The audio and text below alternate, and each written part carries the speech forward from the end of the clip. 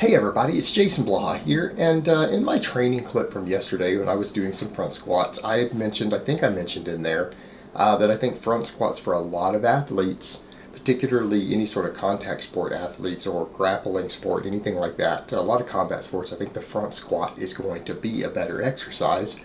And a person asked me why. So let me put on my +5 out of weaponsmithing, work on skilling up my crafting a little bit, and let's talk about this now. When I say that, I want to throw in the caveat that I'm not saying the back squat is bad. I'm not saying a person can't do only the back squat. If a person chose to do only the back squat, there's no reason that that's going to stop them from winning a Super Bowl. There's no reason it's going to stop them from being a world level MMA fighter or grappler or anything else. So I don't want people to think that I'm saying that someone is dumb for choosing the back squat as an athlete. They're not. Back squat's a fantastic exercise. In some cases, for certain people, the front squat might bring a little more to the table.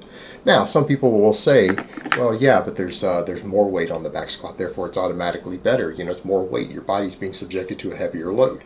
A heavier load doesn't always guarantee more muscle stimulation in the way that you necessarily want. What I mean is there's plenty of studies on this when we look at things like quad development, glute development. As far as activation goes and development goes, what has been found in a few studies I've seen over the years, you guys can dig around yourselves, just Google, throw into Google, and people say, Jason does nothing but Google. Well, yeah, because Google's an amazing tool. Even grad students use Google, so I'm not sure how that's a problem. Use Google, plug it in, look at some of the studies. Quad activation, glute activation with a front squat is just as high as a back squat. It's just as high most of the time, with weights as light as 30% lower. 30% lower.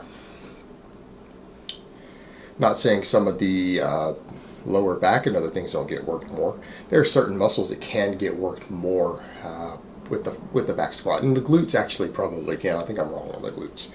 Definitely quads, thoracic erectors, core. The front squat is going to be better, even though you're having to use lighter weight, again, because of the balance involved, the positioning involved. And there's exceptions to that. There are some people who are so good at the front squat they can do almost as much as their back squat, but that's usually the exception to the rule. So what does it bring to the table? Number one, it lets you go into a position that carries over to other lifts. All right, the deadlift and the push press, I think, are very important lifts. They're very important lifts. And every single serious contact sport athlete of any type, I don't care whether it's football, rugby, MMA, boxing, needs to either be doing the deadlift or the power clean. Some coaches would say the power clean is better than the deadlift. The front squat gives better carryover to both exercises. All right, for the deadlift, it gives better carryover because it trains the thoracic erectors more. Furthermore, you're still having to work a little bit of your grip. And I know people say, well, your hands aren't really supporting it. Yeah, but you're still pulling them back. It creates extra mobility in your wrists, your shoulders, everything else. But there is a grip component to that in the sense of it can build your forearms up because of the stretch you're putting them under. There is a stretch involved with a weight on it. So you have some carryover there, but that's the lesser part of it. Really the big thing is the thoracic erectors. It's going to be an exercise that carries over very well to both those lifts. Not saying the back squat doesn't, just the front squat carries over better, particularly to the power clean. Or the hang clean, or any sort of clean. Muscle clean, doesn't matter. So you've got some transfer there, but then the push press is a big one. The front squat has a direct transfer to the push press, mainly because you're starting with a very similar hand position. For some athletes, it will be the same hand position depending on how you do the push press. The front squat has a direct carryover. So you've got an exercise that's very, very important, I think, for most contact sport athletes. The push press is, in my opinion, one of the most important exercises anyone could do in that environment as far as being more athletic, particularly certain sports. The front squat between those two exercises gives better carryover to the push press. So essentially the front squat, which would be a primary exercise, can become an accessory for some of your most important other primary exercises. Therefore we create a synergy in our training, and that's usually what you're looking for. And that's the reason you see front squats being utilized by Olympic lifters to a large extent. Now a lot of Olympic lifters do both. but the front squat is utilized because of its carryover to other lifts. So again, it becomes an accessory in and of itself.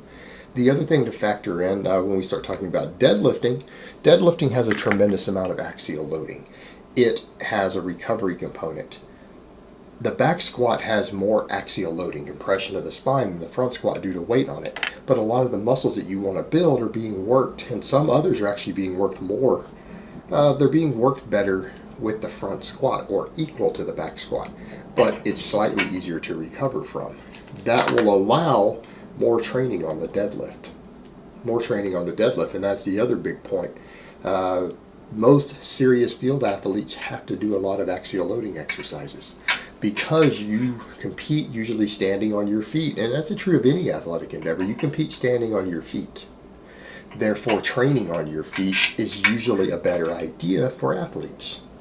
The problem we run into is that exercises where you stand and your spine gets loaded up and compressed also are more difficult to recover from for any given amount of tonnage. On a pound for pound basis, they impact recovery more negatively. So it's give and take. There's a balancing act there. The front squat is easier to recover from purely due to the axial loading. And people will say, well, what do you mean it doesn't work certain muscles more? Well, recovery isn't just about individual muscles. Again, that's bodybuilder nonsense, that individual muscles. Yeah, individual muscles do have a recovery component. They also have an overuse component as far as overuse injuries, inflammation, things go. But there is systematic recovery. There's bone recovery. There's peripheral nervous system recovery. Loading up your spine fatigues the nervous system. And that should make sense to most people when you think about it. It's going to fatigue your nervous system. So if you can get away with a little less axial loading but still getting the benefit of a standing exercise, your overall recovery is going to be better. The same thing with the microfractures in your spine. When we train, we get little microtraumas through our bones. And when those microtraumas heal, we get stronger, we get tougher. Our bones get harder, they get denser, they get more mineralized. They get, it's a fantastic thing. But like everything else, there's a recovery component. Axial loading also impacts the amount of microfractures through your spine. And so you have to pay attention to recovery from it if you want the strongest bones in your spine possible. You need them to adapt, recover, improve. Again, this allows you to get away with more exercises and more volume of different exercises that produce axial loading if you can regulate the amount of it that you do. In this case, you have a better recovery element to it. So that becomes a very, very serious issue, and it's a very strong benefit. And I covered that before when I was saying that the front squat and even the deficit deadlift for a lot of people who are trying to juggle recovery might be their best overall exercises for hypertrophy, strength, everything else, simply because the reduced weight with similar muscle activation. So reduced weight on the spine with similar muscle activation. This is one reason I kind of scoff at a lot of the really, really heavy partials people do on these exercises. They start trimming out range of motion so they can add 100, 200. And we're not even going to get into the more extreme cases. We don't need to discuss that. But the issue is there's a recovery component. So it's basically if you're getting the same amount of muscle stimulation and it's harming your overall recovery, that's not necessarily helping you. Meaning lifting a heavier weight but getting no more stimulation while impeding recovery more really makes it difficult to program that sort of training into ideal training. We get enough of that with the deadlift as it is. All right, it's already hard enough to program heavy deadlifts into a very large program, sometimes to balance recovery. So by utilizing something like a front squat more than a back squat, you guys get the idea. We free up a little bit of extra recovery while stimulating similar strength and muscle. And then we have the overall aspect of just the forearm aspect of it.